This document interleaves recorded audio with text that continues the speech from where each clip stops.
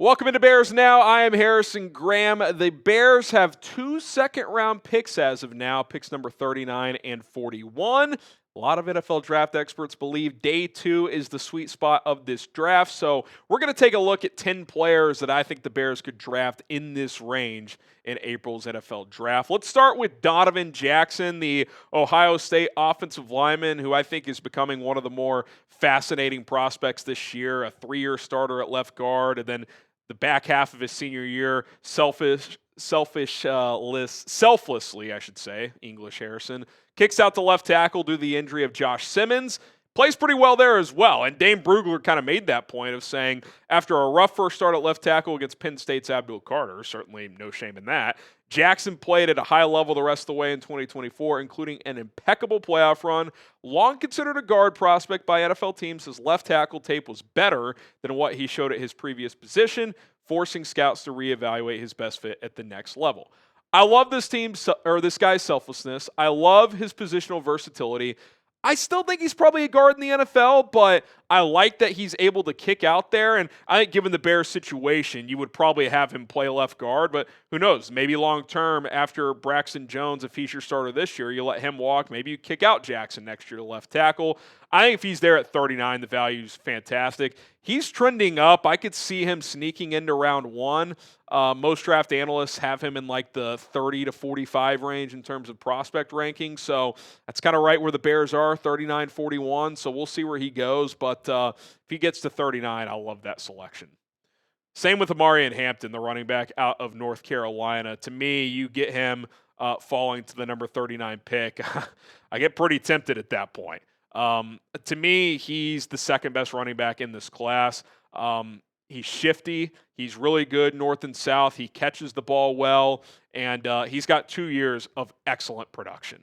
Excellent production for the North Carolina Tar Heels. Back-to-back 1,500-yard seasons. You just don't see that very much in today's college football, especially at the Power 5 level. And he's got 67 catches over the past 2 years, 33 total touchdowns. I think what's most impressive about Hampton is not only did he repeat what he did in 2023 this year, he actually topped it in terms of overall production without Drake May. And you might be saying, why does that matter? Well, teams just stacked the box on North Carolina because they did not have a good quarterback. They rotated guys because they just had inconsistent play. Their starter actually got hurt in the opener.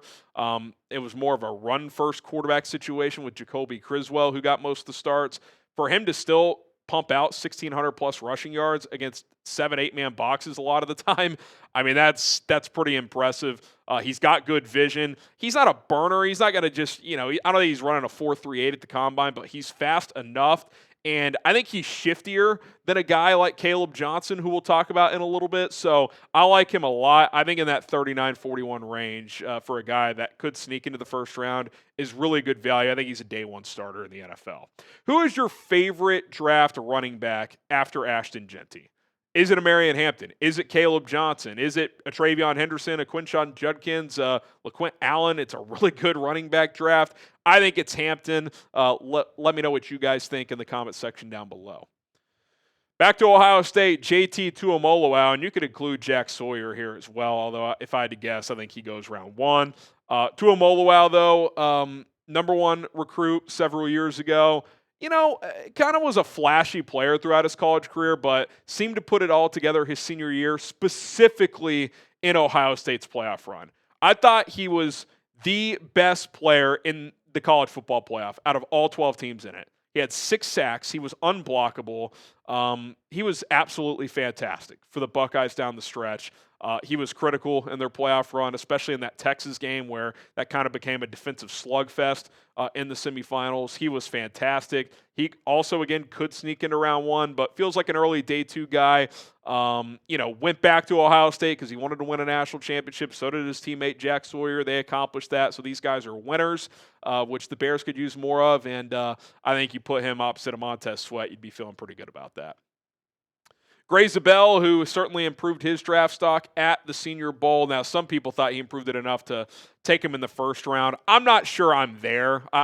This is still small school. Going from playing offensive line in the FCS to the NFL is still a leap. But the fact that he went to the Senior Bowl with a lot of day 1, day 2 talent and more than held his own, kind of dominated at times. I think that's a good sign. And he got a lot of reps at center in a draft that isn't very deep at center. If you view him as a center, that's going to improve his stock. So early day 2 here, where the Bears have these 2 picks, depending on what Chicago does in free agency, this could be your starting center. You take him at 39, 41, you plug him in. I like that he's played multiple positions in college, including left tackle, and he doesn't quite have 33-inch arms, but they're not like T-Rex arms either. If in a pinch you needed him to play tackle, he could do that for you, although I do think he's a guard or center in the NFL primarily. But again, you get to day 2, you like these guys to have versatility, and this guy is certainly not just going to be pigeonholed as a one-position player. I like him quite a bit. He's physical, and that's the type of center that Ben Johnson's accustomed to in Detroit. So if you want more physical presence at that position, I think he fits the bill. So, obviously, he's going to have to learn to do the communications, all that stuff, the line of scrimmage. He didn't do that in college, at least I don't think. I don't think their left tackle would have done that. But high character kid, I think he would be someone that could start from day 1. Okay, Prize Picks is today's sponsor. Basketball season's in full force, and if you want to set daily fantasy lineups, basketball, hockey, soccer, you got other sports going on as well. Darts. Any dart fans out there? Get those dart athletes in your lineups. 2 to 6 players. Pick more, pick less on the stat projections available. Points, rebounds, assists, three-pointer, steals, blocks, fantasy score, and a whole lot more. Get started today. If you're a new customer, go to prizepicks.com/CLNS. When you sign up, use the code CLNS. Once you play for just $5, you're going to get a $50 bonus sent straight into your account. Free play to play with. You can set extra lineups. I love Prize Picks because you can explore different players, different lineups, 2-player lineups, 4-player lineups, 3, 5, 6. You can win up to 1,000 times your money on certain lineups right now. This is an example of a lineup I used recently. Very simple 2-player lineup with Cooper Flagg and Kaleb Love. Took the more on Flagg's rebounds, a little goblin play there, easier to hit. Kaleb Love, points, rebounds combo. But again, you can mix it up, cross over your sports in your lineup. It's very easy. It takes less than 90 seconds to sign up, less than 60 seconds to fire your first lineup. Get signed up today, prizepicks.com/CLNS, the code CLNS to get that $50 bonus when you play for just $5. A player we haven't really talked much about is Alfred Collins, the defensive tackle out of Texas. He's one of these NFL draft Twitter warriors. Like, draft Twitter loves this guy. And I got to say, like, seeing some of the tape breakdown of him, he's pretty impressive. He moves people. He's very good at defending the run. You'd like to get a little more juice out of him as a pass rusher. He added a little bit of that this year at Texas, but he's definitely a run stuffer first. But, could he be your long-term Andrew Billings replacement, right? Bring him in. He's your third D-tack as a rookie. Starter in 2026. I think he could be in this range. It's a deep defensive tackle class. It'll kind of be interesting to see where these guys go. It's a pick your flavor situation, but dominant against the run, needs to improve as a pass rusher, but he eats up blockers and just moves people. He's an impressive player. Okay, 5 more guys here. Xavier Watts, the safety out of Notre Dame. I know what you're saying. Safety in day 2. Well, I'd rather not go safety this early. I think there's bigger needs, but we can't act like this team is set at safety. Kevin Byard has 1 year left on his deal. Is he a guy that they're keeping beyond this year? Maybe, but he's probably year to year at this point. Jaquan Brisker, I love the guy. I love the way he plays. I love his emotional leadership he brings to the table. The reality is I have no idea what you can get out of him moving forward. When you miss 12 games in a row for a concussion, I mean, was the prior regime BSing how serious it was? Was there more going on there? I'm not sure, but the way he plays, he's susceptible. He flies around.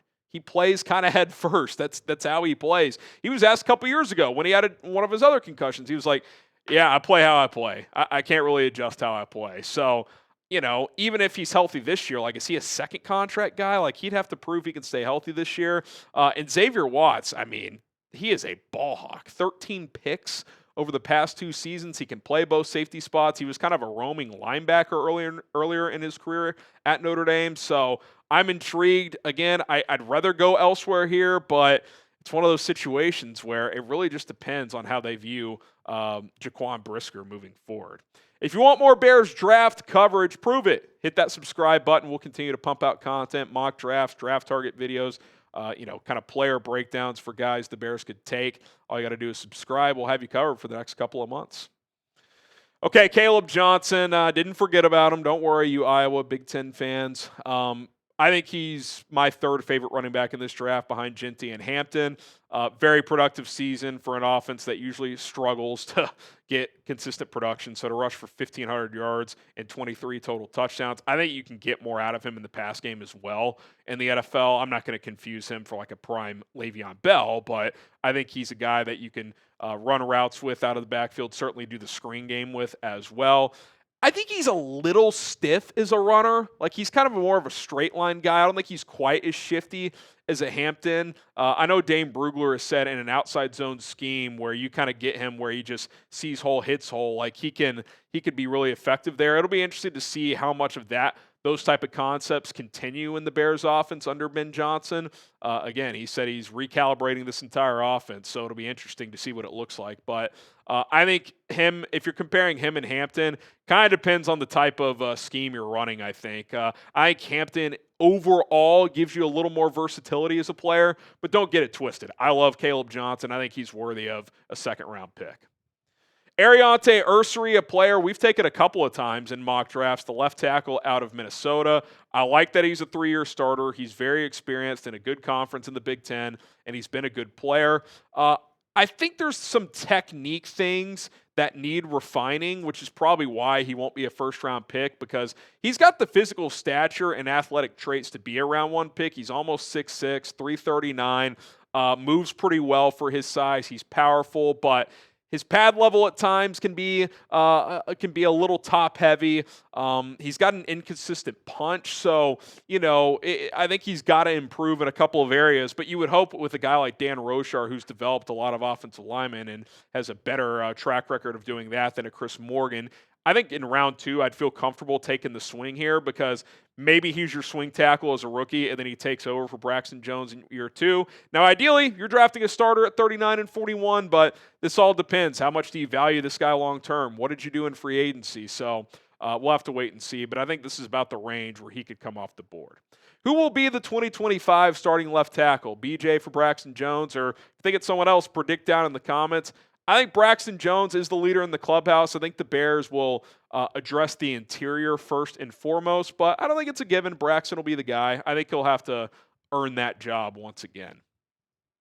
Landon Jackson, the edge out of Arkansas, who I thought had an up and down week at the Senior Bowl. He didn't pop as much as I would have liked, but he's got measurables that are really intriguing. He's long and powerful, and he does fit the bill of a lot of Dennis Allen edge rushers that he's had in New Orleans. So I do wonder if he would be a fit. He does have measurables similar to a Cam Jordan, so that's certainly interesting. 6.5 sacks in each of the past 2 seasons, so has certainly been a productive player. He could kick inside on obvious passing downs as well. He's big enough. He's not the most twitchy guy, like the guy we're going to talk about next, more of an athletic profile, twitchier than Landon Jackson, but very physical, packs a punch. If he could add some more pass rush moves to his arsenal, I think he could be a productive NFL player. And then Princely Uman-Milene is kind of the opposite, right? Like athletic freak, not necessarily as physical or even as polished, but speed rusher who has a good motor, not as good against the run as Jackson, not as thick as Jackson is either, but more pass rush production certainly at 10.5 sacks this past season. I think he's going to be one of those guys that tests really well at the NFL Combine, which could help his stock. He's kind of got split opinions across the board. Some think he could sneak into round 1. Some think he could fall the 3rd round. And that's kind of the theme of this draft. Like, you get beyond the top 15, 20 picks, it's like 20 to 75. It's going to vary from team to team. So that'll obviously be the case with the Bears as well as they kind of put their big board together. Okay, just to recap here, 10 second-round draft targets that have caught my attention heading into the Combine. This could certainly change, but Donovan Jackson on the offensive line, North Carolina running back Omarion Hampton, JT Tuimoloau out for Ohio State, Zabel out of North Carolina State, Texas defensive tackle Alfred Collins, Notre Dame safety Xavier Watts, Kaleb Johnson, the Iowa running back, Minnesota tackle Aireontae Ersery, then a couple of edge rushers out of the SEC, Arkansas's Landon Jackson, and then Princely Uman-Milene out of Ole Miss. All right, there you have it. Some day 2 second-round draft targets specifically for the Chicago Bears. If you want a third-round draft targets video, let me know in the comment section below and hit that subscribe button.